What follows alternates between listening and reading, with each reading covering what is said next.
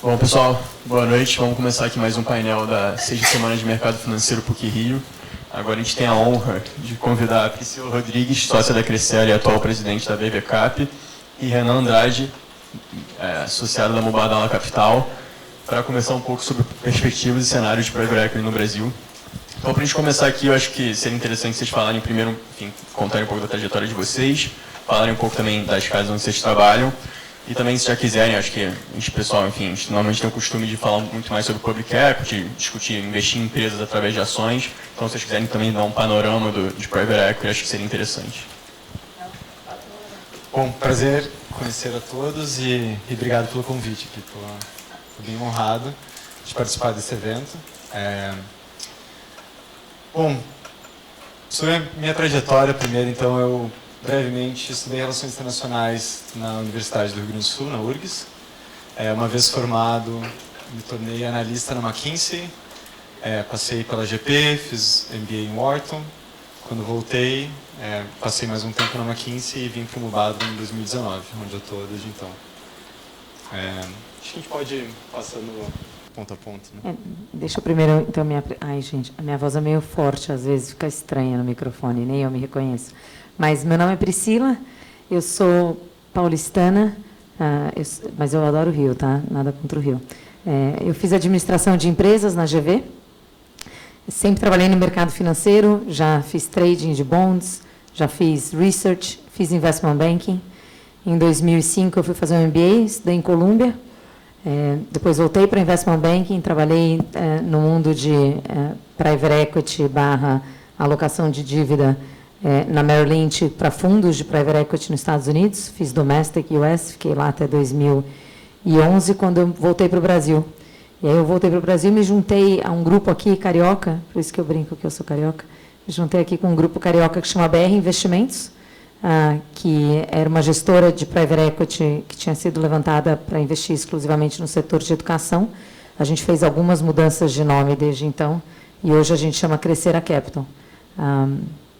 Mas eu já conto para vocês um pouquinho mais da Crescer. Bom, acho que a pergunta um pouco foi de destaques de diferença entre o mundo de private equity e public equities, né? Acho que, como ambos são partes aqui dessa semana de evento do mercado financeiro, a gente chama ambos de parte de mercado financeiro, mas acho que são dois mundos bem distintos. A gente, como pessoa física, pode a qualquer momento decidir comprar um pedaço da Vale, do Itaú na Bolsa. E eu acho que o que diferencia isso de um investimento em public equities é um gestor saber ter um call muito preciso de como vai evoluir o panorama macro do Brasil e do mundo ao longo dos próximos meses e anos. Então, estamos falando de câmbio, crescimento de PIB, juros, e ter uma visão relativa de valor de cada uma das empresas públicas diferenciada. Então, o trabalho de public equities é muito mais, talvez, analítico, por essência.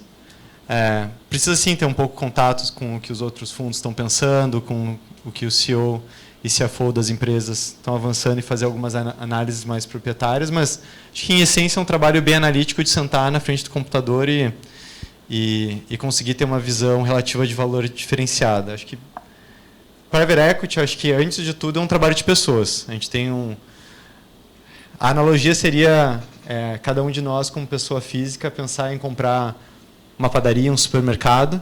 Então, para fazer a compra desse supermercado, a gente precisaria convencer o vendedor a nos vender, negociar com ele se a gente for sócio dele, ver qual que é o plano de crescimento, garantir que tem um gerente adequado para tocar essa companhia, buscar ao longo do tempo acompanhar a maturação desse investimento e depois buscar um novo vendedor. Então, além do trabalho analítico, acho que tem um trabalho bastante de pessoas.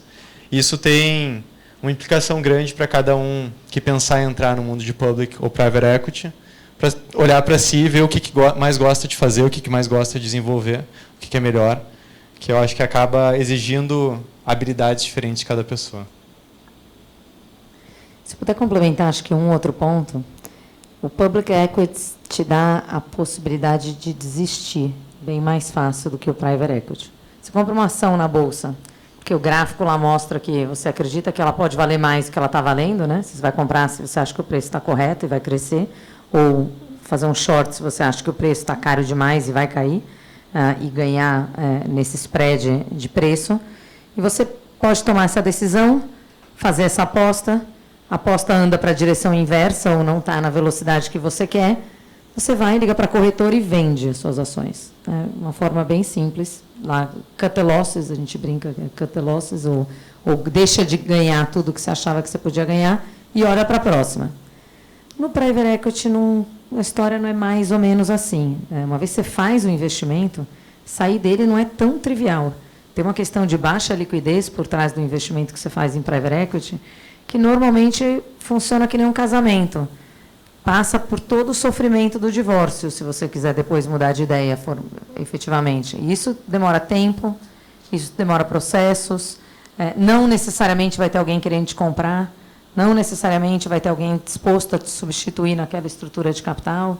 Então, como você está mais preso na operação, né, você tá, a decisão, a mudança de ideia da decisão, ela tem custos bastante caros, do ponto de vista de gestão desse capital. O que se acaba fazendo em private equity é tentar, de uma certa forma, mitigar o risco de dar errado. Então, o processo de decisão é um processo muito mais lento, ele é um processo muito mais detalhado, você acaba fazendo muito mais diligência, entrando, você tenta mitigar um pouco todos os riscos que podem gerar aquele arrependimento.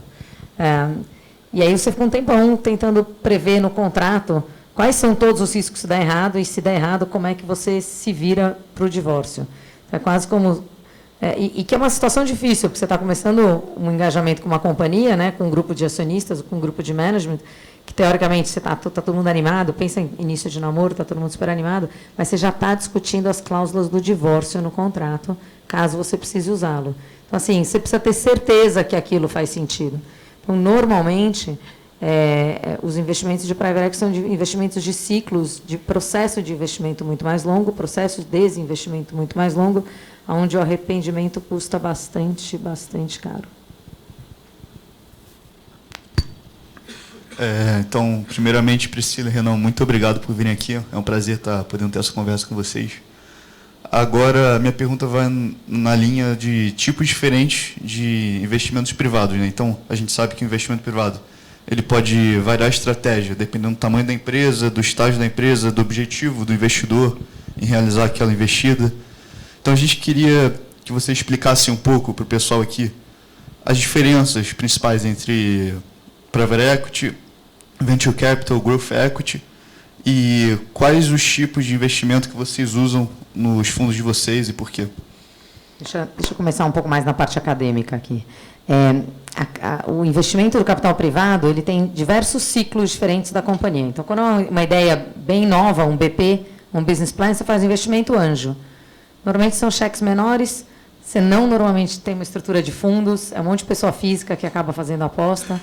E ali você coloca sempre com uma emissão de ações, né, você aporta um capital dentro dessa companhia, e esse capital tem um intuito específico, fazer um protótipo de um produto para ver se ele tem aceitabilidade com o cliente, ou desenvolver um serviço novo, ver se consegue fechar aquele contrato.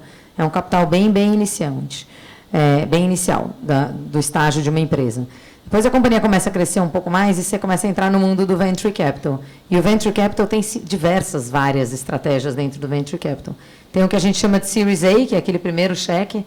A companhia ainda tem um modelo de negócio para ser provado, ela ainda está um pouco no vale da morte do conceito de tese, você não necessariamente tem um cliente ainda grande ou um produto já estabelecido, tem um pouco mais de risco, né? É um capital mais arriscado nesse sentido. Depois o VC vai passando vários outros rounds, né? Do que a gente chama de Series A, Series B, Series C, Series D, e aí elas vão pegando cheques normalmente maiores para uma participação menor, em cada vez você faz um valuation novo da companhia, né? A expectativa é que o novo investidor paga um valuation mais alto do que o investidor anterior, né? E dilua menos esse investidor anterior por mais capital. E aí você vai provando esse modelo de negócios. Normalmente, até um Series C, a companhia ainda queima muito caixa. Ela ainda não tem um modelo de negócio que é gerador de caixa, né? Ela ainda queima caixa, ela precisa de mais dinheiro do que ela consegue dar de resultado para entregar o crescimento. Depois ela começa a chegar meio que num break-even point. Ali, você ainda pode fazer venture capital, mas você já começa a entrar no mundo do private equity também.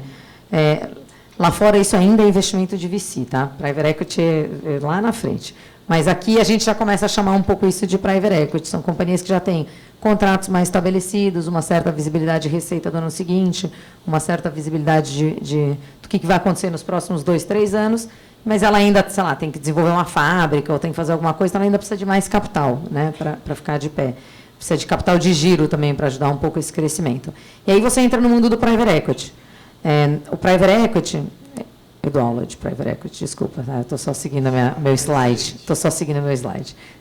No private equity, aí você tem algumas diferentes estratégias. Você tem uma estratégia que é para crescimento, propriamente dito, né? Que é o que a gente faz muito no Brasil, o tal do Growth Capital.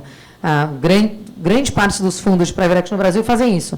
A gente subscreve ações de companhias, põe capital nessas companhias, e aí, assim, são companhias que já estão crescendo, mas que sozinhas, com a própria geração de caixa, elas fossem durar talvez, demorar 10 anos para chegar num lugar, com um capital a mais e um apoio extra, em 3 elas chegariam no mesmo lugar. Então, a gente acelera esse crescimento. Por isso que chama Growth Capital, a gente acelera esse crescimento. Tem uma outra estratégia de private equity, que é mais comum fora do Brasil, por uma questão de mercado de dívidas, que é a estratégia de buyouts. O buyout, você pode fazer um leverage buyout, você pode fazer um management buyout, você pode fazer uma mistura dos dois. Normalmente, nessas estratégias, não necessariamente tem dinheiro novo para a companhia. O dinheiro que acaba sendo levantado por muitos desses investidores, ele é para tirar os acionistas do quadro acionário, tirar aquela estrutura de capital que está lá naquela companhia, pegar nova dívida com o banco, pôr o capital ali dentro e fazer com que as companhias não necessariamente cresçam, mas que elas gerem capital suficiente para desalavancar. E aí o ganho do investidor está lá também. Você faz isso com companhias mais maduras, né? Quando você já tem uma visibilidade um pouco melhor de ganho de geração de caixa, porque aí você consegue realmente saber quanto que você consegue desalavancar desses negócios. E aí depois, no estágio mais maduro, você acaba voltando para uma dessas estratégias, né? Então, isso é do ponto de vista do capital privado. Lá na BVCap, falando um pouco agora com esse chapéu de BVCap, a gente tem tratado o mundo de capital privado de uma forma ainda mais ampla, porque a gente entende que tem outras classes de ativos que também são consideradas capital privado.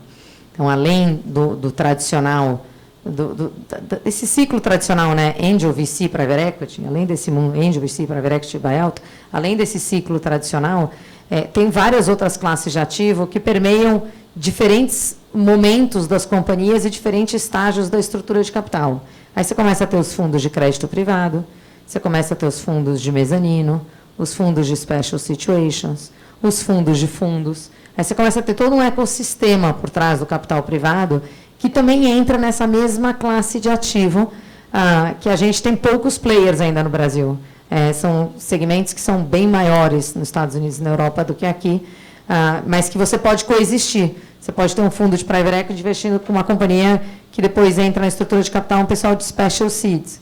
Você pode ter um pessoal de distress, olhando uma estratégia de um fundo de VC, porque tem ainda algum valor ali na mesa. Então, aí você começa a ter alguns coexistência entre as diversas estratégias, mas na parte de ação propriamente dita, né, a parte mais júnior da estrutura de capital da companhia, normalmente o PET segue essa dinâmica toda aqui. Bom, acho que eu tenho muito pouco a complementar depois dessa aula, mas alguns elementos que vêm à mente. Assim, acho que um ponto que eu acho que vale destacar é, pelo diferente grau de maturidade que tem cada uma das empresas, o que um fundo precisa olhar para encontrar um bom investimento, ele muda. Então, um fundo de venture capital não vai conseguir fazer uma diligência, uma análise profunda de diversas dimensões mais financeiras, jurídicas, até nem precisa. Então, ele vai estar muito mais preocupado em encontrar uma tese que ele acredita que tem um potencial alto de crescimento e um time adequado para conseguir tocar essa tese. Ele está ciente que vai fazer 20 investimentos, 5 ele vai perder, 5, 10 vai perder. O que ele está buscando, e está ok com isso, o que ele está buscando é que entre esses 20 ele encontre 3, 4 golaços que aí de fato consigam compensar por todos os outros investimentos. Então, o que é feito no dia a dia acho que muda também de acordo com isso. Num outro extremo, quando a gente fala de um fundo de private equity mais maduro, ele não está buscando necessariamente uma empresa que cresça 40%, 50% ao ano. Não está buscando uma empresa que crie um novo produto que não existia e faça uma disrupção gigantesca no mercado. Ele vai, muitas vezes, estar buscando previsibilidade. Vai buscando uma companhia no qual o fundo consiga prever qual que é o fluxo de caixa ao longo dos próximos anos, com algum nível adequado de certeza. Vai precisar envolver um time completo de assessores para diligenciar se as finanças que o management está apresentando estão corretas, se não existe nenhum passivo invisível legal, financeiro, que foge ao primeiro olhar, e vai olhar também se o time de gestão que está lá consegue tocar isso, e se não, se consegue buscar bons profissionais no mercado para tocar. Então, acho que um ponto para ter em mente é esse. Um segundo é que os fundos, em cada um desses momentos, também têm estratégias diferentes, dependendo de algumas dimensões. Uma dimensão aqui no Brasil que acho que muda bastante é um fundo que é focado mais numa posição minoritária e outros em posições mais de controle.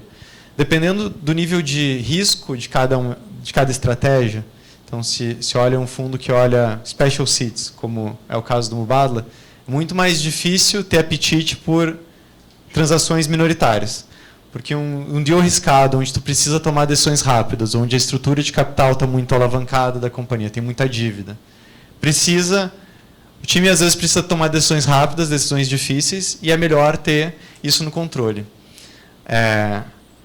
Por outro lado, quando a gente olha fundos que olham companhias de mais alto crescimento, muitas vezes não só estão dispostas a tomar uma posição minoritária, porque é a única transação possível, os fundadores ainda estão lá, como é positivo ter uma posição minoritária, porque os fundadores foram quem colocaram a companhia naquele patamar, e parte da tese de investimentos é que eles vão continuar avançando nos próximos estágios da companhia.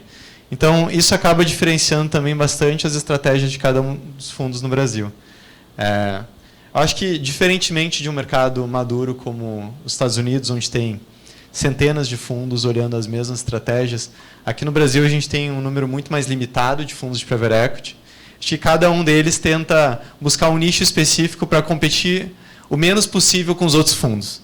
Se a gente compete menos, a gente consegue comprar boas empresas com um valor mais adequado e, com isso, apresentar retornos maiores. Então, acho que aqui no Brasil ainda os fundos estão sendo bem exitosos em criar o seu próprio nicho e desenvolver teses de investimento diferentes. Esse é um ponto interessante, tamanho de mercado, né? Porque a gente tem bastante poucas gestoras de capital privado no Brasil, comparado com o tamanho do mercado. A gente tem uma economia extremamente empreendedora, né? A gente tem uma burocracia tão grande quanto a capacidade do brasileiro de empreender, é a capacidade da turma criar burocracia para o brasileiro, coitado, passar por o processo de dar certo na companhia dele. Mas a gente tem muitas companhias no Brasil e poucos fundos que alavancam essa companhia pequena. E essas companhias menores, elas já não têm acesso a crédito, porque os bancos já não dão muito crédito para elas, são muito pequenas, né? E elas não têm um apoio de fundos. Nos outros países, onde você tem bem mais gestoras, tem uma quantidade bastante grande de gestoras que dão esse impulso para esse ecossistema de companhias menores.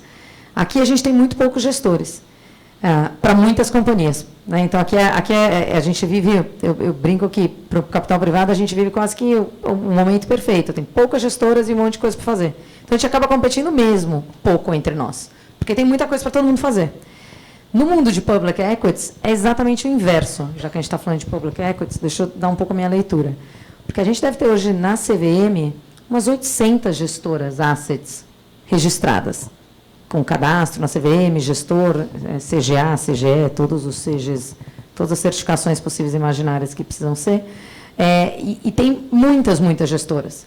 Mas todas elas compram as mesmas ações no Brasil, porque a gente tem uma bolsa pequena, que é um desafio para a indústria de capital privado, porque a indústria de capital privado busca, entre outras coisas, em algum momento sair dos investimentos. A gente precisa vender esses investimentos, e a bolsa sempre é uma alternativa para essa liquidez. E o nosso mercado, o mercado de ações é muito pequeno, né? A gente tem muito poucas companhias. Na Índia tem umas 3.500 companhias listadas. No Brasil tem 500. E das 500, se você tirar, eu nem tenho o número exato de cabeça, mas é aproximadamente 500. Se você tirar aqui, que é fundo imobiliário, se você tirar companhias que têm zero quase de liquidez, que são listadas, mas que não deviam ter listadas.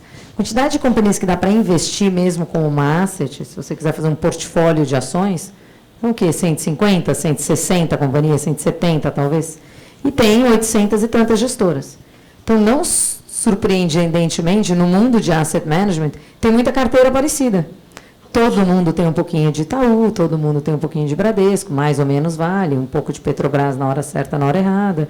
Todo mundo que perde dinheiro com Magalu, perde todo mundo junto. Então, assim, é uma dinâmica que assim, é tudo muito, muito padronizado, né? As gestoras se diferenciam menos. Tem uma tese que é um pouco mais velho, uma outra tese que é um pouco mais fundamentalista de gráfico, uma que se diz um pouco mais quantitativa, mas, na prática, a composição de carteira acaba sendo muito parecida em empresas no Brasil, porque tem pouca coisa para fazer mesmo. Tem 2 empresas de mineração, 4 empresas de energia, assim, é tudo muito igual, né? Quando a gente olha no mundo do capital privado, tem bem mais coisa para fazer. Mas eu só estou fazendo uma propaganda que é muito mais legal o capital privado do que o capital público. Não, é perfeito. Acho que a nossa próxima pergunta se conecta muito a essa questão mesmo. Assim, a gente, quando tem contato com essas assets de ações aqui no Brasil, até, enfim, multimercados, o tema é sempre esse. Assim, é muito questão de você estar muito especialista, tem um especialista setorial que olha 5, 10 empresas com uma profundidade imensa, tentam saber tudo ali para conseguir um edge em relação a isso. Mas quando a gente olha para o ambiente de empresas privadas, você tem, enfim, infinidade de deals que você pode fechar em diversos setores diferentes, e quando a gente vai ter contato com essas gestoras de private equity, parece que vocês estão fazendo negócio em diversos setores diferentes, diversas, enfim, maturidades de empresa. A gente queria entender um pouco como é que vocês fazem para formar o acquisition pipeline na gestora de vocês, enfim, explicar um pouco como é que mais gestores de private equity conseguem ter sucesso investindo em diversas coisas diferentes. Essa é a pergunta de $1 milhão. O meu investidor pergunta isso todo dia. Eu acho que muita da capacidade de originação das gestoras, e eu tenho certeza que não dá ela igual, assim, todas as gestoras são iguais, são as pessoas que ali estão. No fundo, private equity depende de times e de pessoas. E a gente usa relacionamento pessoal para desenvolver esses. É claro que a gente fala, olha, lá na Crescera, a gente faz growth capital, né? Growth capital prioritariamente minoritário, mas a gente também pode fazer controle, mas prioritariamente minoritário. Então, a gente escreve uma tese que a gente acredita, por exemplo, que no setor de varejo especializado de alimentos, tem alguns players que são diferenciados com margens melhores e a gente gostaria de fazer um investimento ali. Então, a gente escreve essa tese macro. A gente vai atrás de quem são todos os players que ali estão. E muitos deles, a gente tem cold call para ver se eles têm interesse em fazer uma operação ou não. É claro que, se você faz cold call, é uma história. Se você liga lá no central e pede para falar com o CEO, a probabilidade do telefonema chegar em lugar nenhum é 100%. Então, você tem que chegar de uma outra forma. Então, a gente usa muita rede de bancos, muita rede de assessores, né, de advisors. A gente conhece muita boutique de advisor por aí, que no nosso nicho faz muita diferença, que a gente faz investimentos em companhias em estágio de mais crescimento, então elas são menores. Então, as boutiques de M&A fazem um player muito importante. Os advogados ajudam bastante e um monte de network dos sócios. Então, eu fiz Columbia, o Borg fez Kellogg, o Felipe o Jaime estudou em UCLA. Aí eu tenho o contato da turma da GV, aí tem a turma aqui do Rio, aí tem o pessoal lá de Belo Horizonte, a turma de Belo Horizonte só faz deal com a turma de Belo Horizonte, tá bom? Melhor você conhecer algum mineiro. Então, assim, você vai encontrando um pouco esses edges todos, tem todos os grupos de network que a gente faz parte, faço parte de alguns grupos do IPO, de uns grupos diferentes, que acabam apresentando as pessoas, e aí você vai tentando chegar nos contatos corretos para ver se você consegue reunião, para aí você entender da companhia, para ver se faz algum sentido você, eventualmente, até avaliar um investimento. Então, a gente olha muita coisa e descarta muita coisa. Você tem que até, e acho que uma boa gestora da outra é aquela que consegue, vai chegar, sei lá, 100, 150 operações para a gente olhar, 150 companhias diferentes. Se a gente for gastar tempo olhando em detalhes 150 companhias, a gente não vai fazer mais nada, a gente vai precisar de 200 pessoas. Então, a gente tem que, uma das habilidades que a gente tem que desenvolver é a capacidade de dizer não rápido. bater o olho e falar, não é para a gente. Ou, pô, esse negócio pode ser legal, mas deixa eu apresentar para o outro fundo, a gente também é bastante colaborativo. Apresentar para o outro fundo, porque na nossa tese não tem nada a ver, mas vai que para eles é bacana. Então, assim, você vai usando um pouco esse relacionamento. É tudo baseado, não tem uma receita de bolo, não tem uma regra única que você entra num database e pega a informação e decide onde investir. É bem mais fácil na bolsa nesse sentido. O ticker está lá disponível. Você escolhe se você quer olhar a informação que está disponível na CVM dele ou não. Eu concordo 100%. Acho que o primeiro passo que a gente faz é definir qual que é a nossa tese de forma muito clara e que a gente transmita para todos os profissionais do time de investimento qual que é essa tese e transmita para o mercado qual que é essa tese. Então, no caso do Mubadala, a gente gosta de controle ou co-controle, são cheques maiores, é uma tese de special seats, e uma vez tendo isso muito claro, o desenvolvimento do pipeline, eu acho que não foge do que a Patrícia falou de ou a gente criar uma subtese e ir atrás das empresas que se enquadram nisso.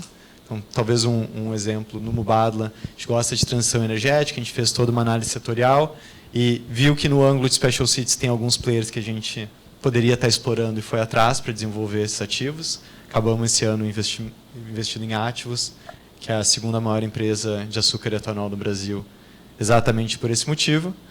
Uma segunda fonte acaba sendo bancos de investimento. Uma vez que tem a tese clara, eles vão te mandar 200 oportunidades, 300 oportunidades por ano.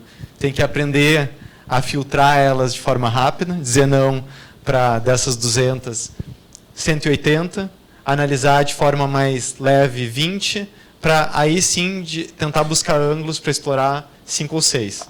De fato, todos os times de private equity no Brasil têm times pequenos, não fecha a conta ter um time muito grande. E precisa escolher as apostas certas para avançar.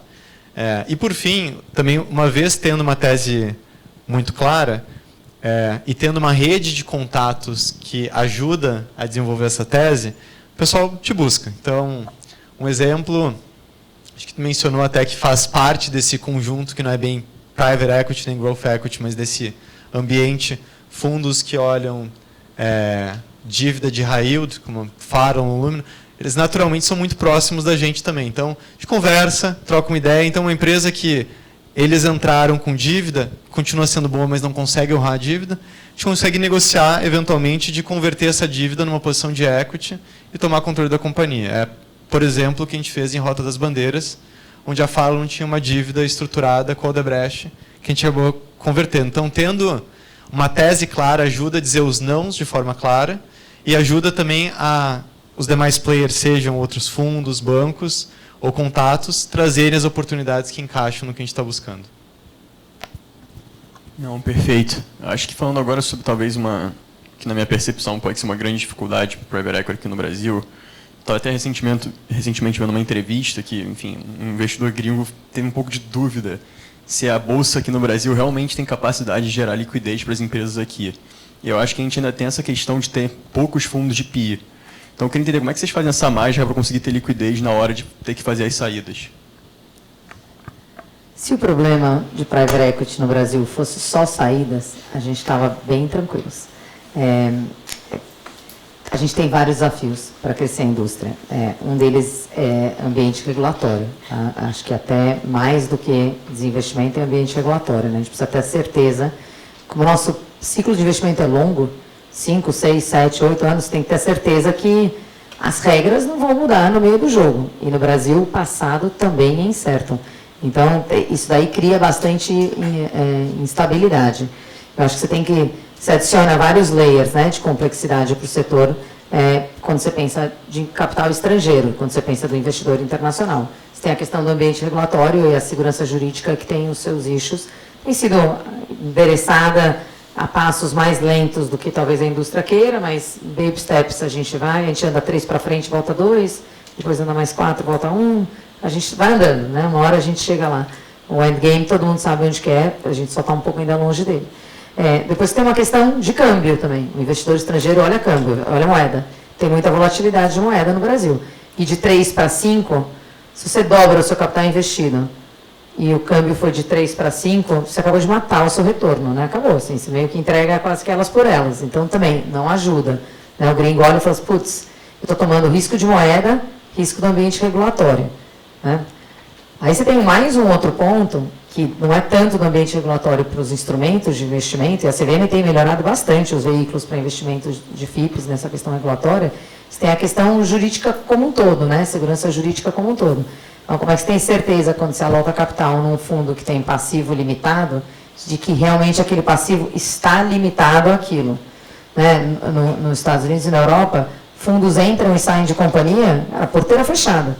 Não te pago nada se tiver problema, também você não me vem cobrar nada. Assim, né? Aqui no Brasil criou-se essa ideia bizarra de que as pessoas têm que pagar indenizações. Quando você começa a criar esse oráculo, na prática, o capital que pode ser usado para aquilo é eterno. Então, o tal da dinâmica do capital comprometido do fundo no primeiro momento, quando você vai sair, talvez seja outro valor, o investidor fica disposto com isso.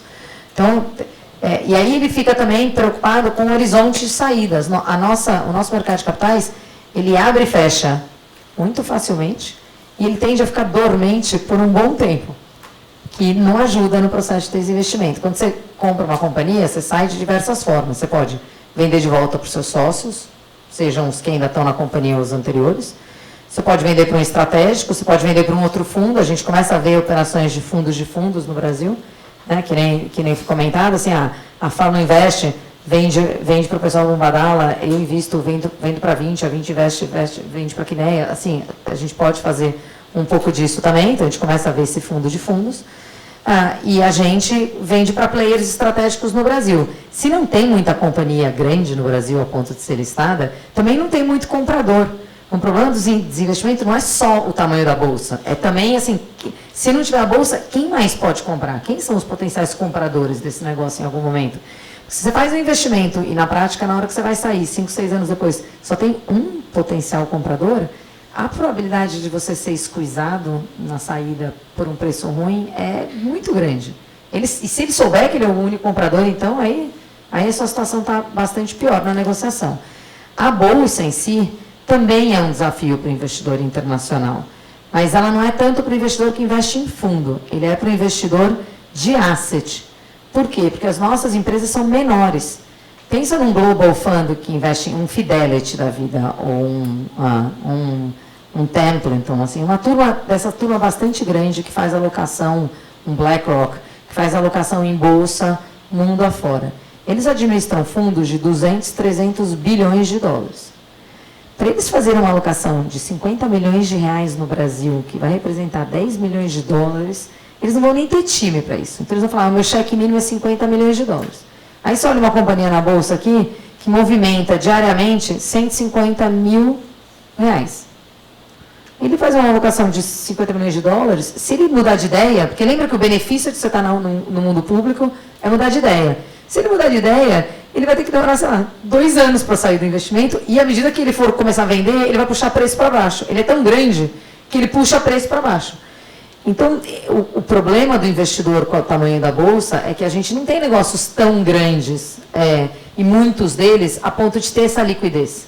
E o que os bancos têm passado, e tem sido sempre uma demanda, e aí quando a bolsa abre, sempre o discurso muda, porque eles querem ganhar FIIs, mas quando o mercado está mais fechado, o discurso é os IPOs têm que ser grandes. Se você não for levantar 1 bilhão, 2 bilhões de reais, 2 bilhões e meio de reais, não dá para compor esse investidor gringo na carteira, porque ele vai falar, eu não vou colocar 4 milhões de dólares, eu coloco 50, 4 não... Deixa para lá, eu já tenho o problema de se precisar o câmbio me erra. Eu já tenho a dinâmica de que se a companhia tiver um problema de contingência, sabe Deus o que acontece. Olha esses gigantes aí com essa tal de Americanas, que porcaria que eles fizeram na Bolsa. Como que eu vou acreditar nesse país de novo? Então, não é árduo o nosso trabalho, árduo. Até voltando para um comentário que tu fez na primeira pergunta, um dos motivos da gente precisar fazer tanta diligência, olhar tantas dimensões da companhia, é que a companhia precisa sobreviver nesses momentos diferentes que o Brasil pode vir apresentar ao longo do tempo. E ele apresentará, eu te garanto. A única certeza que eu tenho é que o bump virá. Então a gente precisa fazer stress test de todas as dimensões, comercial, jurídica, regulatória, financeira, porque é possível que a Selic esteja 1, 2% e de repente se transforme em 13, 14. É possível que... Em 3 meses. 3 meses. É possível que o Supremo decida uma decisão que tem um impacto gigantesco, que mude toda uma dinâmica de uma indústria inteira. E isso vai acontecer de forma recorrente e a gente não consegue se antecipar exatamente quais que são os triggers ou o que vai acontecer ao longo dos próximos 5, 6 anos. Agora, isso acho que acaba tendo duas implicações grandes. Uma é que como profissional de private equity a gente olha muito mais coisas jurídicas do que eu esperava antes de entrar na indústria que precisaria. Eu, talvez inocentemente, quando trabalhava em consultoria estratégica, imaginava que eu precisava analisar até o nível de EBITDA, ter conforto na receita, nos custos, e estava tranquilo. A estratégia estava definida, é isso que definia um bom investimento, mas não é. Passivo para quê? Não é, porque acho que muitas vezes o que traz diferencial de valor numa companhia são dimensões regulatórias, são dimensões jurídicas, é desenhar um bom contrato. Às vezes uma cláusula contratual permite que tu consiga sair muito melhor ou muito pior, e tu nem imaginava quão importante era isso na hora de negociar o contrato inicial. Então, isso exige um esforço muito grande de olhar todas as dimensões, porque às vezes um detalhe pode fazer toda a diferença. E olhando especificamente para a saída agora, a gente fala bastante de IPO, e sempre que abre uma janela de IPO, a companhia precisa estar preparada para ver se esse momento abre, mas também não é a saída mais óbvia para todos os investimentos que a gente faz. A gente, Mubadala, olhando muitas vezes posições de controle, co-controle, se eu saio na bolsa, eu não posso sair rapidamente. Eu vendo um pedacinho da minha posição na bolsa. Se o mercado estiver propício para secundário, senão é só IPO primário, dinheiro para a companhia e você fica aí na estrutura de capital. Continua. E vou vendendo pedacinhos ao longo dos próximos meses, anos. Sempre que eu vendo um pedacinho mais relevante, eu vou jogar o preço para baixo. Não é fácil. Então, muitas vezes, se tem a possibilidade de vender para mais de um estratégico, não mais de um para ter uma competição, a gente vende. Então, acaba sendo... Esse é um ponto importante para pensar na hora de comprar. Eu vou conseguir sair? Se a única saída for a bolsa, não é tão óbvio. A bolsa é bem desafiadora, é bem glamurosa, tá? Aí você vai lá, aperta o sino, joga papelzinho para tudo quanto é lado, etc. Você se sente na televisão. Cara, mas normalmente você não sai. E se você quiser sair, cara, é um parto, demora, tem que fazer block trade, tem que avisar a CVM, aí tem notificação. Olha, não é simples o processo de desinvestimento no mercado de capitais. Estava até falando essa semana... A BEM fez um investimento na Intermédica, uns anos atrás. Ela tentou levar 3 vezes a bolsa. Demorou 2 anos e meio fazer o IPO. Depois demorou mais 5 anos para sair. Fora o tempo de crescer a companhia. Aí o ciclo é super longo. E lembra, a indústria de asset, assim como de private equity ou qualquer outra, mercado financeiro, né? Então, a gente gosta de performance. A gente gosta de FII. A gente vive para FII. É taxa de administração, é taxa de performance. A gente adora FII. FII para a indústria de private equity, que realmente faz a diferença, é o FII de performance. Performance você só ganha quando você atende um hurdle do fundo. Ou seja, quando você se comprometeu com o seu investidor que você faria, que você fez, ele teve aqui um certo retorno e você começa a ganhar o seu. Quanto mais longo for o investimento, e normalmente esse FII ele é determinado por uma TIR. E a taxa interna de retorno, ela é bem cruel em tempos de investimento. Porque a companhia tem que crescer igual ou maior do que a sua taxa média de retorno hoje, para os próximos 12 meses, para justificar você ficar mais 12 meses ali.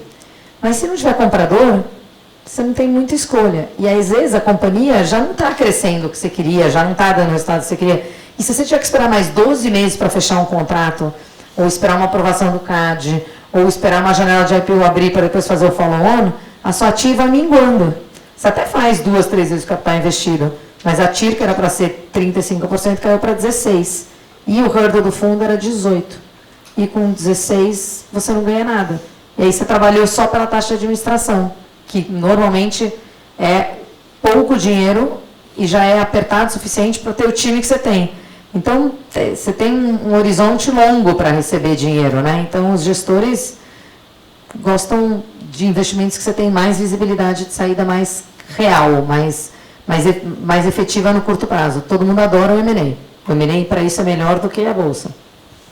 Esse eu acho que é outro ponto que diferencia bastante Private Equity e Public Equities, né? Então, Public Equities consegue ano a ano ver minha performance foi X, eu comparo isso com a Bolsa, ganhei mais, ganhei menos, é um feedback constante. E dinheiro no bolso, dinheiro no bolso. E dinheiro no bolso, ganhei mais dinheiro que a Bolsa, às vezes nem só por mérito, às vezes por tomar decisões mais arriscadas, que tem uma volatilidade maior. Mas, enfim, entregou, dinheiro no bolso. Private Equity, não. Tem fundo de asset, gente, que paga a taxa de performance semestral. Não é nem no ano. 1º de janeiro, 30 de junho, pum. 5 de julho, dinheiro no bolso. Mesma coisa, 5 de janeiro, a administração faz a conta, tem a come-cota para o pedaço que é do investidor, o resto já vem em taxa de performance. Então, assim, é muito mais fácil você ver essa volatilidade. No Private Equity, você só ganha dinheiro quando sai. Todo o resto é marcação de carteira, bonito, você vê se está crescendo, se não está crescendo. Tem gente que marca um pouco mais a carteira do que outros, né? Às vezes é Ramão, acontece. Ramão marca um pouco mais a carteira do que outro, mas você não ganha nada. É tudo papel colorido. Em Private Equity, essa dinâmica de resultado é tudo papel colorido. Só vira resultado mesmo quando você sai. E só sai, não quando faz o IPO, só sai quando alguém compra as suas ações.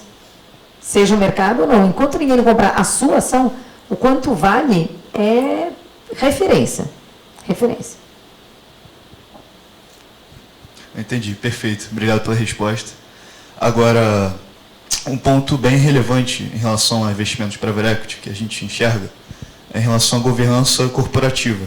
Então, você chega, investe numa empresa, vocês se tornam sócios majoritários ou minoritários, mas de qualquer forma sócios relevantes na empresa, e vocês querem ter uma voz ativa ali no management.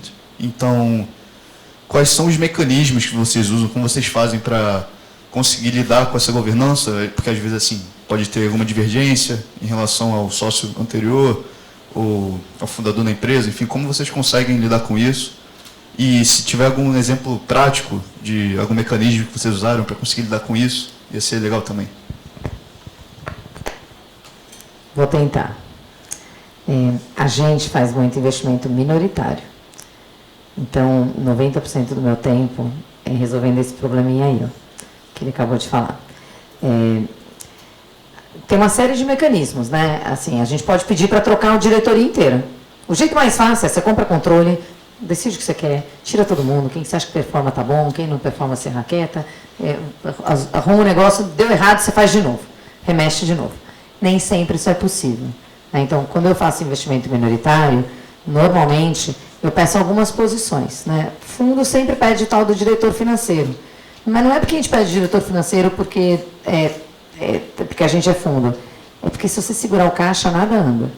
Então, é uma questão de gestão do caixa. Você não deixa ninguém fazer uma loucura do ponto de vista comercial, nem do ponto de vista de indústria, nem do ponto de vista de serviço, de produto, porque você está segurando o caixa. Então, você controla um pouco melhor o que está acontecendo ali. Mas a gente participa em conselho. Um dos principais aspectos dos fundos é a participação em conselho. Você gere companhias via conselho, dando diretrizes. Aí você põe o management lá para seguir aquelas diretrizes. Se o management não seguir a diretriz, o correto é que o conselho possa trocar. Então, quanto mais força você tiver nessa capacidade de trocar essas pessoas, melhor. Então, você faz isso. Depois você pode criar uma série de mecanismos, vetos, tem coisas que só pode acontecer na companhia se eu aprovo. Aí você tem uma outra dinâmica nisso. Mas a essência é que tem conflitos. Quando você tem mais de uma pessoa no quadro acionário, você tem conflito. Acho que a melhor ferramenta para lidar com isso, você perguntou exatamente isso, qual é a melhor ferramenta para lidar com isso, é que vocês ou qualquer pessoa que queira trabalhar na indústria de private equity, façam umas aulas na escola de psicologia. Porque, no fundo, o que a gente gasta de tempo sendo psicólogo da galera não é brincadeira. Quando tem muito conflito, eu já descobri que o melhor jeito de fazer com algumas das investidas, tem que fazer um almoço, tem que fazer um jantar, não pode fazer reunião. Você fala reunião, não resolve nada, mas almoço, as pessoas te contam o que está acontecendo. Então, assim, é um pouco de psicologia, a gente lida com pessoas, você tem que conseguir cuidar de pessoas. Então, entender onde que é o real dor do que ele está te falando. Ele não está encrencado com aquela expansão daquela fábrica, ele está encrencado com alguma outra coisa. Aí você vai descobrir que é porque a filha que toca a outra fábrica não foi convidada para ir para a fábrica nova. E aí, se você faz a fábrica nova, a filha perde importância, aí ele fica chateado. Aí você fala, mas o nosso objetivo não era crescer a companhia? Para crescer a companhia, essa fábrica não dá mais. E sua filha também devia ficar só nessa fábrica, porque para outra precisa de um outro skill. Então, assim, não é fácil, é psicologia. Talvez nesse sentido, por um lado, o trabalho que a gente tem no Mubadala seja um pouco mais fácil do que esse, porque inveja. Porque grande parte das posições que a gente tem é controle ou com controle. Então, um exemplo, a Ativos, que a gente investiu no início desse ano, é uma companhia que, ao a gente ter uma posição de controle, a gente consegue encontrar qual que é o time de gestão, quem é o presidente, quem é o CFO, quem que é toda a diretoria que a gente gosta e confia, coloca no perfil que a gente entende ser o adequado, e a gente mapeia quais são os temas estratégicos. Nesses, a gente arregaça a manga e vai junto. Então, um deles era a reestruturação financeira, que lá a gente renegociou para diminuir uma alavancagem de 12 bilhões de dívida líquida para cerca de 4.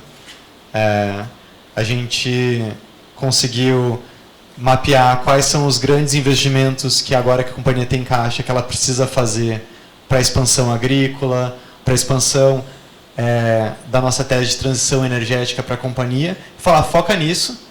Essas outras 2, 3 coisas que vocês estavam tocando antes, a gente não acha importante, não faça. E eles vão obedecer. Porque no final, a gente é, de certa forma, o chefe deles. A gente, como fundo, não faz que nem o Pátria faz de ter um time na investida. Então, o Pátria controla também as investidas, mas tem um próprio time tocando. Dia a dia a gente não faz isso. A gente controla mais no nível do board e grupos de trabalho, comitês. Mas a gente sabe muito claramente quais são os pontos que vão ser o diferencial para a nossa tese dar certo ou errado. E com isso a gente consegue direcionar. Então, por um lado é muito mais fácil, porque a gente não precisa convencer o nosso sócio ou convencer o time de gestão a fazer tal caminho. Mas a gente precisa arregaçar um pouco mais de manga em algumas dimensões, o que dá seu trabalho também. Mas não precisa de tanta psicologia. Sempre precisa, tá? Porque aí ele vai fazer isso, o management fica sentido. Fica assim, você pegou o profile correto da pessoa, trouxe ela lá, mas aí ele ficou sentido. Então, a dica de psicologia vale. Siga. Concordo. Não, Veio talvez psicanálise no meu, mas psicologia funciona também. Não, perfeito. Eu acho que voltando um pouco na questão, enfim, do papel do private equity para o investidor brasileiro, recentemente a KKR lançou um relatório chamado Regime Change, the Role of Private Equity in the Traditional Portfolio, que eles comentam um pouco sobre quanto que eles acham que um portfólio, tanto assim, seja para um institucional como um wealth, enfim, ou para uma pessoa normal, deveria ter de private equity em seu portfólio. E aqui no Brasil, acho que até quando a gente fala com wealth management ou com, enfim, outros gestores de fortunas, a exposição que tem em private equity é sempre muito pequena, se não zero, assim. Então, eu acho que o investidor não tem muito contato com private equity, não se expõe muito. Então, eu queria que vocês falassem um pouco como é que vocês entendem o papel do private equity no portfólio do investidor, principalmente do investidor brasileiro. Eu acho que, até voltando num ponto que foi comentado aqui, o horizonte de investimento de private equity é longo.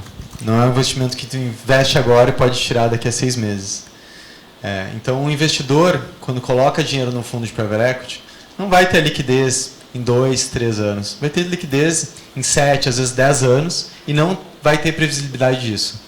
Então, isso tem algumas implicações, né? Primeiro, para a pessoa física, precisa ter muito dinheiro para tu falar, vou colocar dinheiro aqui e eu não preciso contar com isso no horizonte de 7, 10 anos. Então, eu sou um pouco mais cético, não sei se pensa diferente, de que o investimento de private equity é algo que cabe numa plataforma que qualquer investidor possa entrar, porque de fato não é para qualquer investidor. Acho que precisa ter muito ciência de que uma vez feito isso, não vai ter um mercado secundário muito óbvio para tu sair no meio do caminho. Segundo, em relação a investidores mais de wealth e family offices no Brasil, eu acho que o pessoal normalmente ganhou dinheiro investindo em empresas no Brasil. E o pessoal gosta de ter no bolso de family office 2 coisas, ou liquidez ou diversificação geográfica. Então não é muito óbvio para mesmo family offices investir e double down no Brasil em algo que vai ficar preso por 7, 10 anos. Acho que ao longo do tempo vai crescer. Hoje é muito pouco, deve crescer. Acho que deve fazer sentido para algumas famílias e para alguns fundos ter uma alocação em private equity, mas eu acho difícil que fuja que 90% ou mais sejam ainda investidores internacionais. Eu, infelizmente, concordo com você. Eu concordo bastante, na verdade. Vamos tentar se colocar um pouco no chapéu dessa turma, né? Assim, a gente sempre viveu num país, vocês talvez não, são muito jovens, mas a gente vive num país de altos juros. Então, imagina, se você é investidor, você tem dinheiro, bastante dinheiro, wealth management, plataforma, herdou uma grana boa, e esse dinheiro está lá, investido, e você pode colocar na NTNB, risco público, liquidez diária, um monte de isenção tributária, para te pagar IPCA mais 7%, e o IPCA no Brasil te dá 10%, isso te dá, normalmente, líquido de resultado mensal, 1%, líquido de imposto, 1% ao mês. Brasileiro é um perfil rentista. O brasileiro está acostumado, você põe um caminhão de dinheiro no banco, te rende 1% ao mês depois de você pagar imposto. E você consegue pagar tudo que você precisa com isso. Então, para você tomar mais risco, que lembra, por que as pessoas fazem investimento em private equity? Vamos lembrar, a gente dá pouca liquidez, risco de perda do principal, que eu acho que é por isso que o seu primeiro ponto em relação a plataformas é bastante arriscada, que eu acho que a turma que investe dinheiro na indústria via plataformas não entende este risco que eles estão tomando. Existe a possibilidade de perder tudo no que a gente faz. Se a gente fizer 6 investimentos e as 6 companhias quebrarem e forem para o saco, perdemos tudo. Assim, existe a possibilidade de perder tudo. Então, você tem risco de perda de principal. Baixa liquidez. Então, o que a gente entrega em contrapartida como classe de ativo? Retornos mais altos. Tudo na vida é risco-retorno. Quanto mais risco você toma, mais retorno você deveria ter. A gente entrega mais retorno. Mas pensa no mercado americano. Ou pensa no mercado japonês. Vamos para o drástico. Juro zero. Private equity entrega 25% de retorno. Então, você deixa o dinheiro no T-bond local japonês, não vai ter esse resultado. Então, você dá 20%, o pessoal fala, tá bom, eu tomo o risco de perda principal, eu tomo o risco da liquidez, tomo tudo, vou ter 20% de retorno ao ano.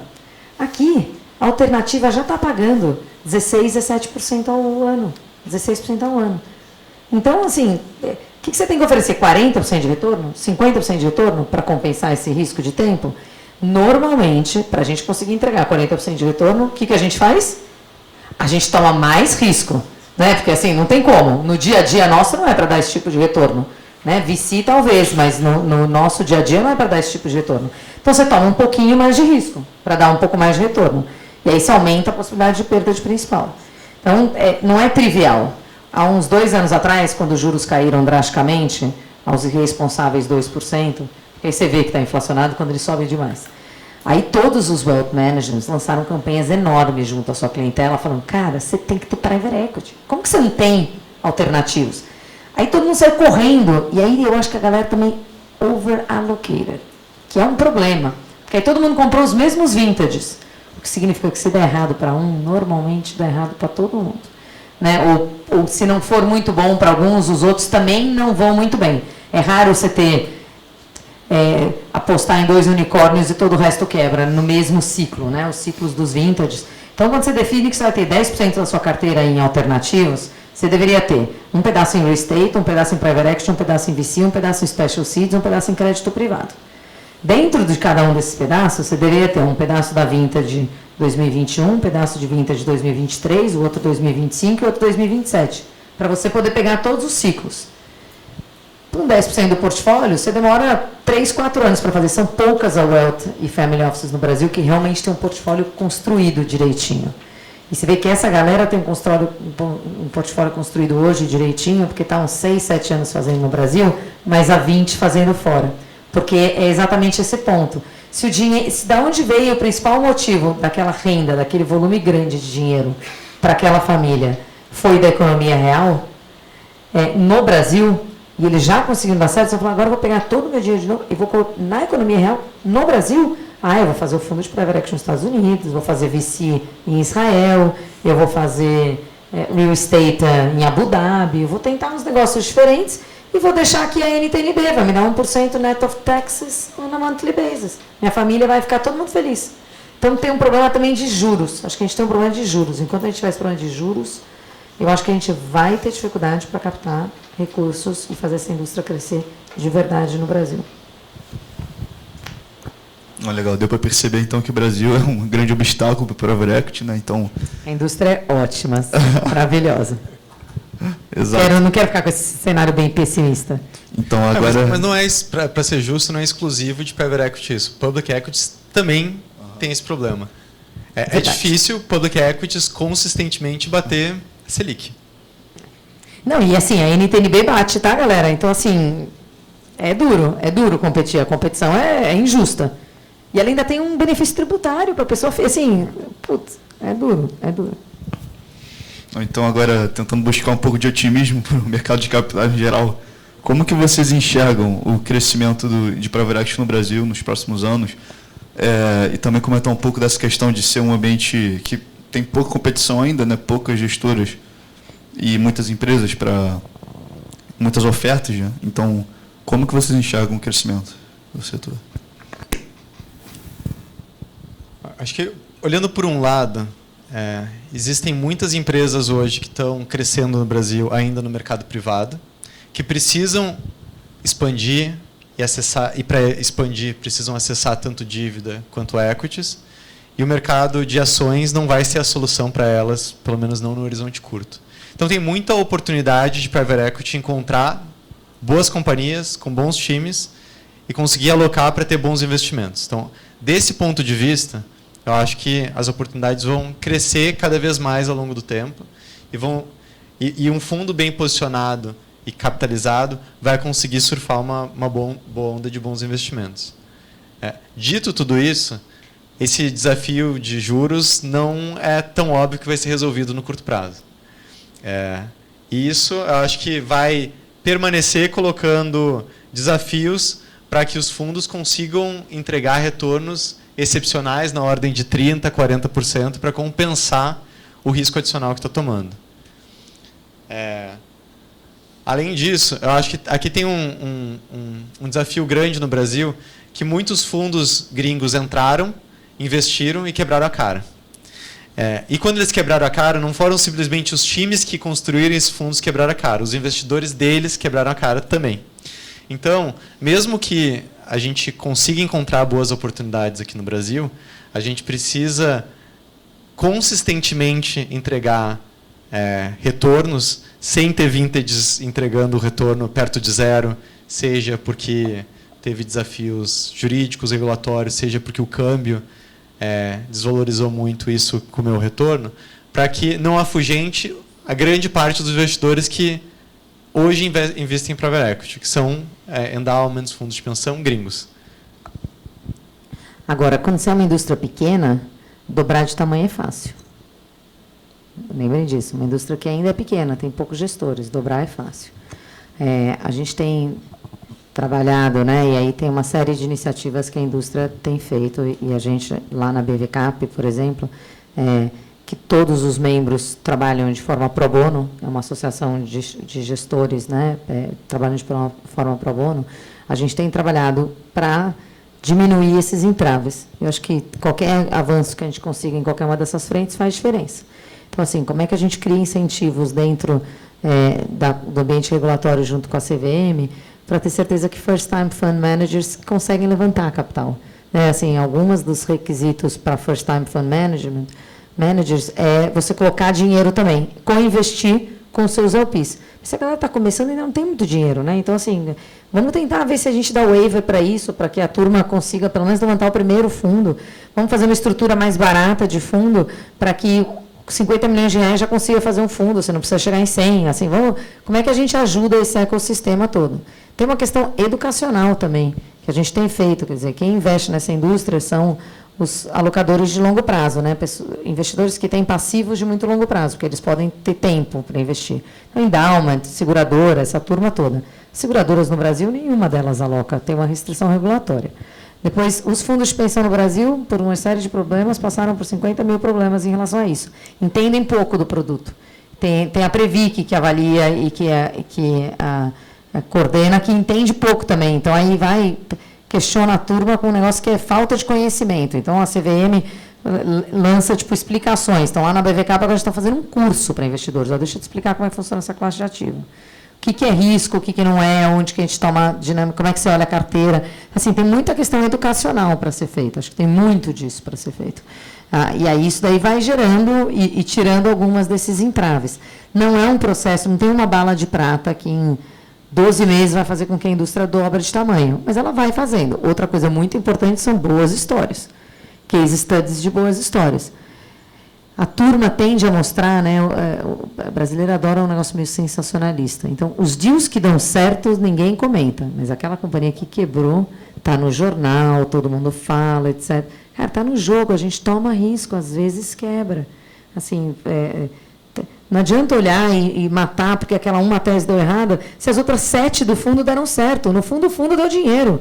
Não adianta matar o gestor por causa... É claro que é difícil. E tem uma questão importante que a indústria faz, assim, geração de emprego, renda, desenvolvimento humano. Assim, tem todo um aspecto muito importante de governança, estabelecimento de métricas, ajudar companhias a chegar em outro estágio. Assim, tem um aspecto muito importante para o Brasil, que essa classe de investimentos deva permanecer. E a gente tem feito um advocacy muito importante junto ao governo federal para explicar o real impacto do que é a indústria. A gente fez uma pesquisa na BVCAP recentemente, não sei se chegou a ver ela, eu te mando.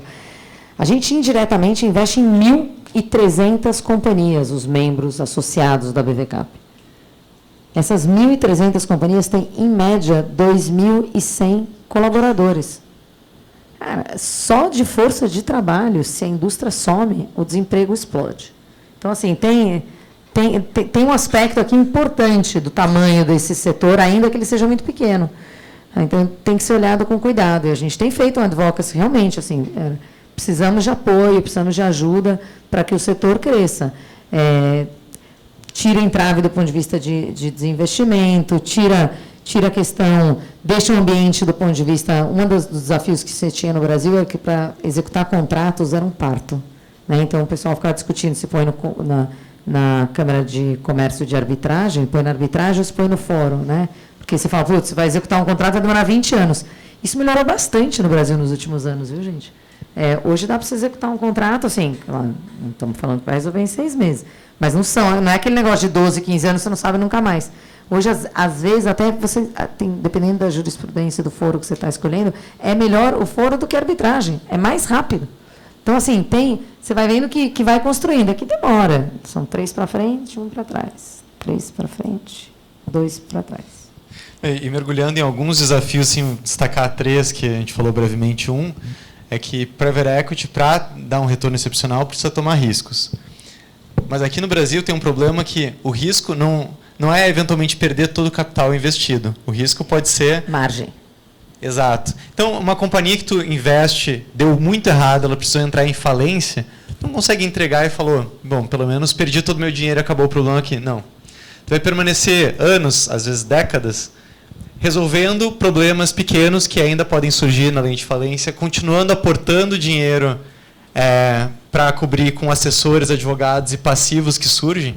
Assim, o céu é o limite para tu pegar e conseguir, de fato, dizer... não tenho mais um problema com isso. E o que isso implica? Implica que os fundos ficam mais receosos de tomar alguns níveis de risco. Então, fica difícil conseguir trazer esse retorno excepcional se tem esse tipo de incerteza e o passivo que tu pode ter com um mau investimento acaba tomando metade do tempo do teu time e recursos além do patrimônio que tu já perdeu. Esse é um desafio que o Brasil precisa corrigir. Um segundo desafio é a incerteza de normas tributárias. Então, a gente não sabe hoje se vai ter tributação de dividendos, se não vai ter. Qual que vai ser a tributação de ganho de capital. A gente não sabe qual que vai ser a tributação na estrutura de investimentos que os fundos utilizam offshore, se vai ser tributado ou não, se o nosso investidor, nosso LP, vai ser tributado ou não no momento que o capital sair do Brasil. Essa imprevisibilidade. E o problema não é ter uma regra rigorosa com uma alta carga tributária. O problema é ter uma incerteza. É não conseguir mensurar como é que vai ser o futuro de algo que deveria ter uma regra estável e clara. E o terceiro, acho que é a insegurança jurídica. Em muitos temas, a regra hoje é essa, mas por qualquer decisão política, ela pode não mais ser algo que deveria ser contratado e estar assinado. Pode não mais valer depois de 2, 3 anos, se o judiciário interpretar de uma forma, se o prefeito decidir de uma forma diferente. Então, o Brasil ainda tem um trabalho grande para dar mais previsibilidade nessas dimensões, mas, dito tudo isso, a gente está apostando nossas carreiras nisso. Toda ela. O cheque também, o bolso, tudo. Bolso, a gente aposta tudo. Então, a gente acredita que tem, de fato, o potencial de trazer aqui ótimos retornos para os investidores e para a gente também.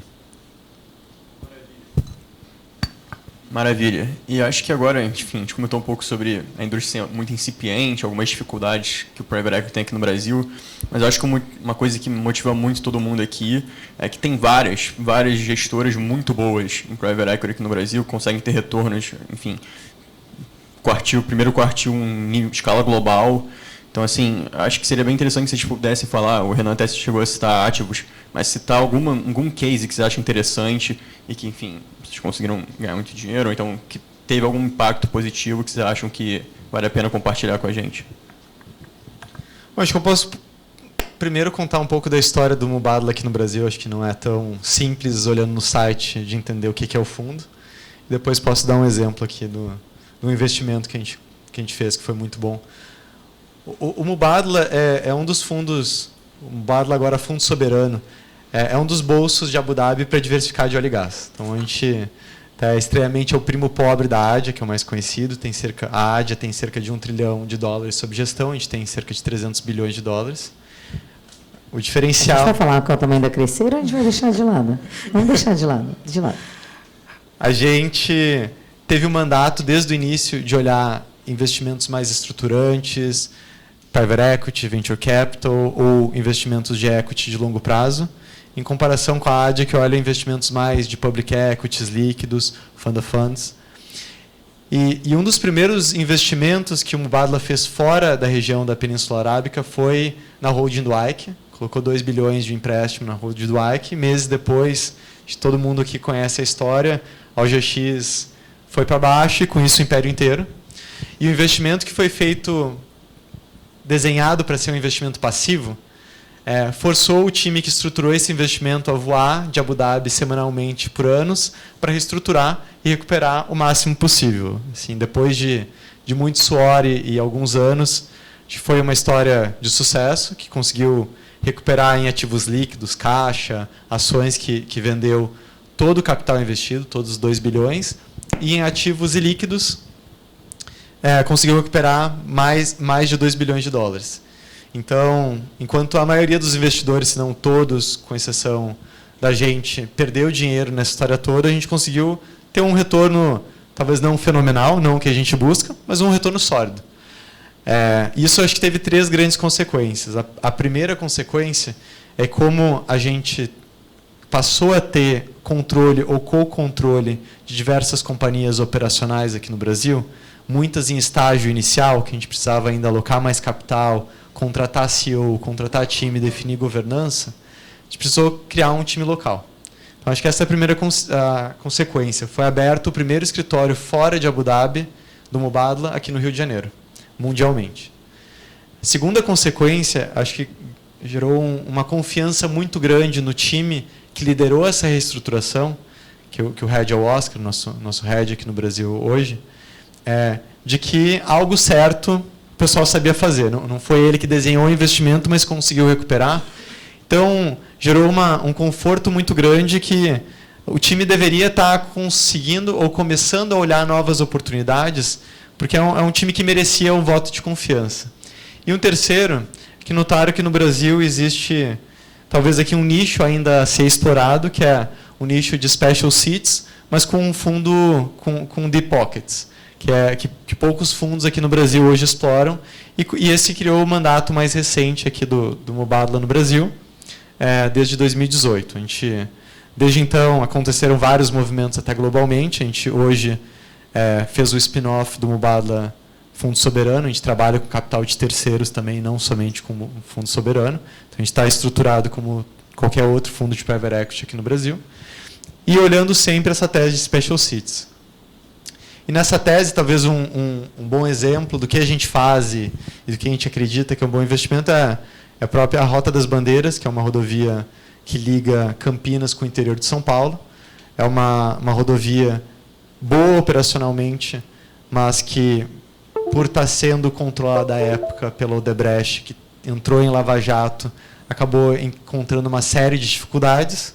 A gente conseguiu explorar um ângulo para entrar no ativo, convertendo uma dívida que a gente comprou junto com a Farallon em uma posição de controle da companhia. Sentou lá e falou, olha, agora que a gente tem o controle, a gente precisa tomar responsabilidade das ações, porque se não for a gente movendo à frente, a companhia, de fato, não vai chegar num novo patamar. Então, a gente viu o que são os desafios da companhia. Acho que o primeiro desafio era time. A gente estava indo numa gestão Odebrecht, a gente falou, a companhia precisa desplugar dessa imagem, a gente encontrou as pessoas certas, mesmo dentro da companhia. Então, nem sempre a gente olha executivos para fora, muitas vezes tem pessoas boas lá dentro. Nesse caso, a gente encontrou ótimas pessoas lá dentro, trouxe uma ou duas pessoas centrais de fora, falou, esse time consegue tocar aqui a tese. Segundo, tinha uma dívida de curto prazo vencendo no ano, impagável com a geração de caixa da companhia. A gente sentou, reestruturou, conseguiu fazer uma emissão muito boa, que não só permitiu que a gente aumentasse o duration, ou seja, aumentasse o tempo de pagamento dessa dívida, mas também reduziu o custo e conseguimos uma injeção de caixa grande na companhia. E terceiro, a gente trabalhou bastante na parte de CAPEX. A companhia estava com um CAPEX muito atrasado, que gerava uma série de passivos regulatórios, que são basicamente dívidas que a gente tem com o contrato, que vão acabar impactando ou no tempo de duração do contrato ou na tarifa. Então, a gente regularizou toda essa parte de investimentos, o que permitiu a gente ter um novo diálogo com o governo e equalizar todas as situações que a gente tinha de dívidas regulatórias. Não foi fácil, gerou bastante trabalho, não só para a gente, mas para o time de gestão da companhia que estava tocando. Mas hoje é uma outra companhia, né? Nos últimos 3 anos ganhou prêmios de melhor rodovia do Brasil, e hoje a gente entende que conseguiu entregar exatamente o que a gente esperava dela. Olha, a gente faz capital para crescimento, né? Então, diferentes teses normalmente passam por ajudar companhias a crescer. Estou aqui pensando uma que eu pudesse contar para vocês, que vocês conhecem, né? A gente faz bastante investimentos na área de alimentos. A gente fez um investimento na Forno de Minas, em 2018, para ajudar a família que tinha montado a operação da Forno de Minas recomprar a marca. Eles tinham vendido a operação em 2016 para o pessoal da General Mills. Quem tinha montado a Forno tinha sido uma senhora. Ela começou a fazer pão de queijo para vender, para ajudar na família, montou esse negócio de pão de queijo, e aí ela vendeu para a General Mills, a família vendeu a operação para a General Mills em 2016, e a General Mills, passando por uma reestruturação grande de portfólio global de produtos, como um todo, né, como é que a gente vai oferecer produtos, eles acharam que a composição do pão de queijo estava muito cara, do ponto de vista de custo de produção. Então, eles tiveram a brilhante ideia de diminuir o custo de produção, substituindo um pouquinho do queijo e do polvilho por farinha, e transformar quase que um pão de queijo num pão. E aí o produto não era tão competitivo, ninguém mais pagava aquele premium price, e a marca foi perdendo muito espaço no Brasil do ponto de vista de market share. Era uma marca líder de mercado, uma das principais marcas do setor. Naquele momento começaram a aparecer outras marcas, até porque a Forno foi perdendo espaço. A família viu aquilo com um desgosto horroroso. E em 2018 eles sentaram com a turma da General Mills e falaram, olha, me revende a marca, me revende o equipamento. Eles pararam a produção, né, tinham colocado meio que on hold todo o processo produtivo. Eles falaram que a gente vai recomeçar. O pessoal da General Mills falou, vocês são uns malucos, toma aqui. E eles começaram a refazer a Forno de Minas. Então, ela foi remontada em 2008. Eu estou falando 18, né? Eu estou falando 18, não, eu estou louca. 2008, a gente saiu em 16. Eu estou realmente louca. É 2008. E aí eles começaram a remontar a Forno de Minas. E o principal gargalo que você precisa quando você está fazendo um processo produtivo de escala, você primeiro faz o produto, depois você vende. Então, o que você precisa é de capital de giro, e eles não tinham esse dinheiro. Então, a gente alocou capital para financiar o capital de giro. Um pedaço nosso e um pedaço de dívida. A companhia está mega alavancada naquela hora, porque, assim, a receita era baixa, então qualquer tipo de alavancagem era quase que capital infinito. Alavancagem infinita, a gente acho que estourava qualquer tipo de covenant. A gente pôs dinheiro para financiar realmente, assim, alugamos um galpão, então vamos comprar um pouco mais de maquinário, vamos começar a fazer o crescimento. No primeiro momento, para vender muito para supermercado, né, que é onde você consegue um pouco mais de escala, as margens são ruins, mas é uma boa forma de começar a crescer. E depois vão montar um braço de food service. Para montar um braço de food service, você também precisa contratar pessoas, precisa financiar times, né? Então, a gente escreveu toda uma tese de crescimento da companhia. E o food service acaba tornando o negócio muito mais difícil de escalar quando você é monoproduto. Então, a gente falou, não dá para você ter um portfólio de um tipo de produto, ainda que naquela época já tivesse uns 4 ou 5 tipos diferentes de pão de queijo. Então, a gente lançou uma iniciativa grande de desenvolvimento de produto da cadeia refrigerada, né? O pão de queijo congelado como principal driver. E aí é um desafio, porque a gente queria crescer as outras linhas e o pão de queijo continua crescendo. Então, assim, é uma dinâmica que você fala, não, vou chegar em 5 anos em 40% do portfólio vai ser pão de queijo, o resto são as outras categorias. Pão de queijo continuava crescendo. A gente, tudo bem, vamos lá. A gente conseguiu transformar a companhia em quase 60 produtos diferentes de indústria, algumas a gente fazendo, outras usando private label, porque não precisava, a gente podia usar, tem bastante capacidade ociosa dentro do setor de alimentos, principalmente no mundo de lácteos, né? Que todo mundo fala, putz, mas ninguém vai investir, quem compra leiteria, quem faz esse tipo de coisa? Né? É um setor que tem alguns estigmas, mas para a gente deu super certo. E aí a gente construiu alavancamos, na verdade, na marca Forno de Minas, vários outros produtos, e um espaço muito grande de shelf dentro do B2B, né, dentro das redes, no B2C, do ponto de vista de food service. Então, começa a ver um monte de café vendendo pão de queijo Forno de Minas, aquela estrutura toda de produtos que são todos da Forno de Minas. E aí a gente falou, agora está na hora da gente desinvestir. A companhia voltou a fazer, 3 anos depois do nosso investimento, 3 anos e meio, a mesma volumetria de toneladas de pão de queijo que eles venderam quando eles venderam para a General Mills. Então, e depois ela continuou crescendo bastante. Lançamos o processo de exportação, levamos a companhia para os Estados Unidos. Hoje, quase 15% do faturamento vem de lá de fora. E aí a gente falou, agora a gente vai buscar um desinvestimento. E aí a gente contratou, até pensando em processo de desinvestimento, a família não queria vender. Falou, eu não vou vender esse negócio de novo, vamos estragar tudo de novo, vamos tirar o queijo, vai ser uma tragédia. E aí a gente começou a conversar com fundos para comprar a nossa participação, né? Bastante. E aí a gente contratou um banco para nos ajudar nesse processo. E aí um dia eles ligaram para a gente e falaram, gente, tem uns 4 ou 5 estratégicos, eles querem conversar, vocês não querem nem ouvir? A gente falou, bom, ouvir, vamos ouvir. A família não quer nem ouvir. E aí a gente recebeu 2 propostas que eram, assim, 6 vezes o valor dos fundos. Assim, literalmente 6 vezes o valor dos fundos. E aí a família falou, bom, vamos conversar. E a gente acabou fazendo desinvestimento para a turma da McCain, de batata congelada, que é uma das principais marcas de produtos congelados do mundo. Estava apanhando muito para entrar no Brasil, com a premissa de que eles iam entender que o negócio tinha que permanecer, com cláusulas importantes. A família permaneceu envolvida, acabou de vender o remanescente, mas ainda bastante envolvida na operação, e para a gente foi um super sucesso. Mas é uma tese não óbvia. É uma tese não óbvia, uma estratégia não óbvia, muito trabalho, muita visão estratégica de crescimento de produto, que deu super certo. A gente fez algumas vezes capital investido. Foi um bom investimento para a gente. Perfeito. Eu acho que, enfim, em nome da Liga, a gente queria agradecer muito a presença de vocês. E para a gente só fazer mais uma última pergunta, a gente tentar abrir pelo menos uma pergunta do público. Eu acho que é a pergunta, enfim, mais recorrente para o pessoal da nossa idade, que é quais dicas vocês poderiam dar para a gente que está querendo ingressar na indústria de private equity. Sei que às vezes tem caminhos de carreira muito similares, de certa forma, MBA, enfim. Acho que vocês puderem falar um pouco o que vocês valorizam e o que vocês acham importante para a gente querendo traçar essa carreira. Obrigado. Essa pergunta de carreira, muita gente me pergunta, né? chegar em private equity não necessariamente tem um caminho, uma regra aqui, uma linha. Se você não seguir essa aqui, você não vai chegar lá. Acho que esse é o principal ponto. Poucas gestoras têm espaço para jovens recém-formados ou na faculdade, programas de estágio, porque é uma indústria pequena.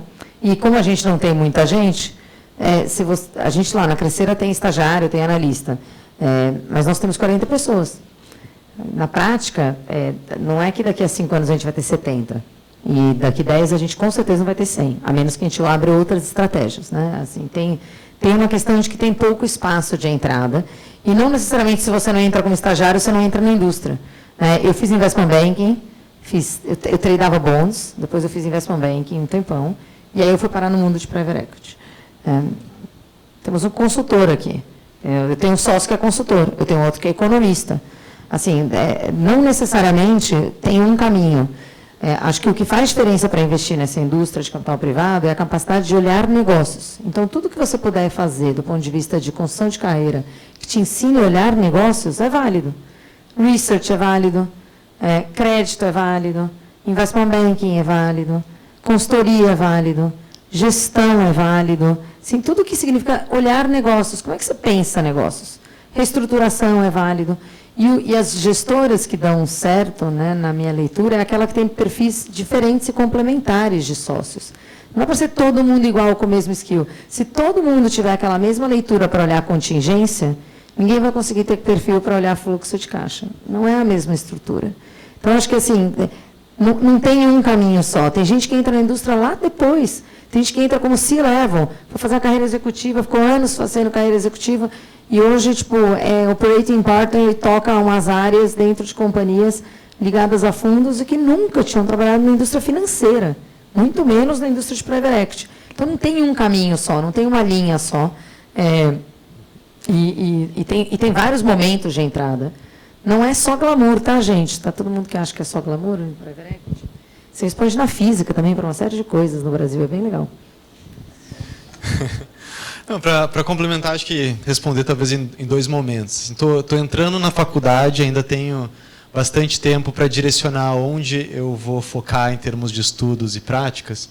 Eu acho que vale a pena considerar olhar para diversos setores e não só deixa eu só aprender aqui a fazer um modelo de valuation completo. Deixa eu também testar aulas de psicologia, deixa eu fazer 1 ou 2 aulas de contabilidade para entender o básico disso, deixa eu olhar e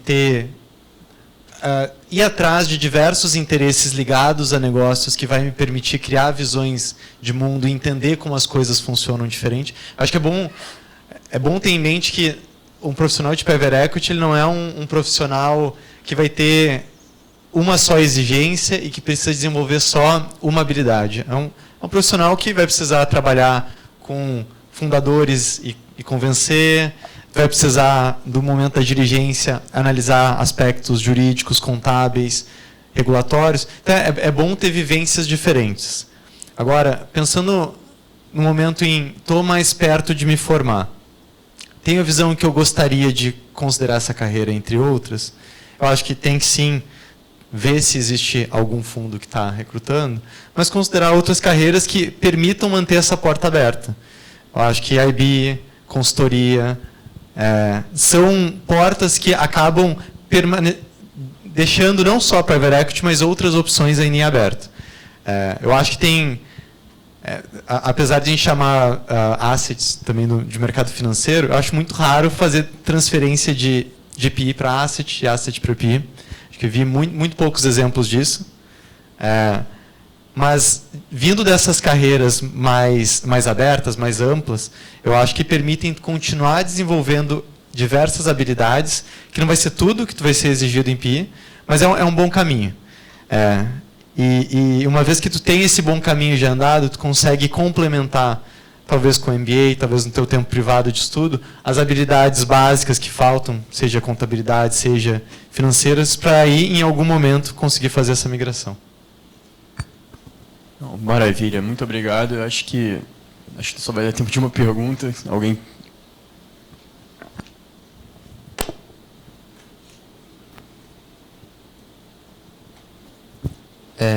Boa noite, Renan. Boa noite, Priscila. Queria agradecer pela palestra e parabenizar vocês dois. A minha pergunta é, eu queria entender quais são os principais pontos que vocês olham, o que uma empresa precisa ter, quais são os pontos relevantes na hora de montar uma tese de investimento em uma empresa de capital fechado.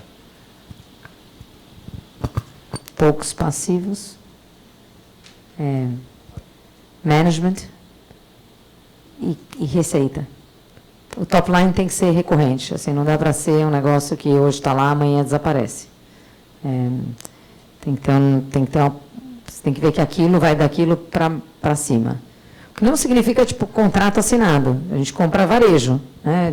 Fomos muitos anos acionistas do Hortifruti aqui, antes de parar no Partners Group, depois nas Americanas e agora na mão de quem quiser comprar. Quando você vende comida, sua receita, se você não abrir a loja no dia seguinte, ninguém compra. Né? Então, ela não está lá, mas você tem a possibilidade de estar. Então, acho que a gente olha muito essa questão de top line, assim, ter certeza que está lá e que o time que está lá é correto. No fundo, em companhia de capital fechado, o time é o que faz grande diferença. Se ele não é o bom o suficiente que está lá para fazê-lo, quem pode estar? Eu acho que a gente faz muito, muito tempo nisso. Mas não tem um lugar onde a gente foca, a gente tem que olhar absolutamente tudo. Tudo. É um raio-x completo. Eu acho que em adição a isso, a gente, como olha muitas oportunidades de special seats, a gente se atenta a duas outras dimensões. Uma é uma certa previsibilidade de fluxo de caixa para aguentar desaforo, para aguentar Selic alta, para aguentar alguma surpresa, porque vai vir alguma surpresa. Então, a gente tem alguma previsibilidade, no pior cenário, pelo menos minha receita vai ser essa, eu consigo segurar minha base de custo dessa forma, eu consigo atrasar um CAPEX para conseguir segurar e aí reverter a situação. E o segundo, na parte de time, é principalmente para a gente, pelo menos o time operacional. Assim, o que é o core do negócio e o que eu consigo ter confiança de que isso está bem tocado. Então, por exemplo, a gente comprou algumas, parecido com a Crescer, a gente comprou algumas faculdades de medicina, eles foram mais pioneiros que a gente nisso. A gente comprou um montão. A gente está mais humilde, a gente comprou só 3. A gente já vendeu as nossas, senão eu te vendia. A gente já vendeu as nossas. E ali, nas nossas primeiras faculdades, não tinha um CEO, não tinha CFO, não tinha diretor comercial, mas tinha um time acadêmico e tinha a operação core, estava muito bem desenhada e estava redonda. A gente falou, não tem problema, a gente consegue comprar, a gente consegue um tempo de transição e a gente consegue trazer esses profissionais centrais de início para criar aqui uma nova holding administrativa. Mas o core da operação estava bem tocado e para a gente isso é uma parte bem importante. Perfeito, acho que dá para finalizar agora e novamente agradecer muito você, Priscila, muito Renan. Acho que foi uma aula de Private Equity para a gente, com certeza a gente conseguiu pegar muito. E só dando mais 2 recados. O primeiro é que amanhã a gente ainda vai ter o último dia da SMF, com 2 palestras incríveis ainda. E o outro também, a gente está com o nosso processo seletivo aberto. Então, ali tem um QR Code, acho que ali fora também tem um banner com QR Code. Então, para todo mundo que tiver interesse, pode mandar. Acho que, enfim, sou enviesado para falar, mas eu acho que é a melhor oportunidade que você tem dentro da PUC. E acho que antes da gente sair, a gente tem 2 coisas. A primeira é um sorteio, então a gente vai pedir para vocês escolherem quais são os números.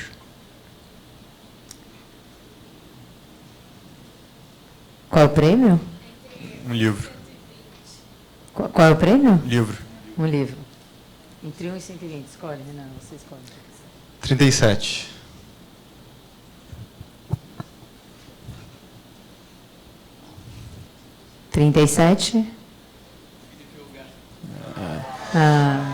Eu já ia falar, dou-lhe 1, dou-lhe 2, dou-lhe 3, perdeu.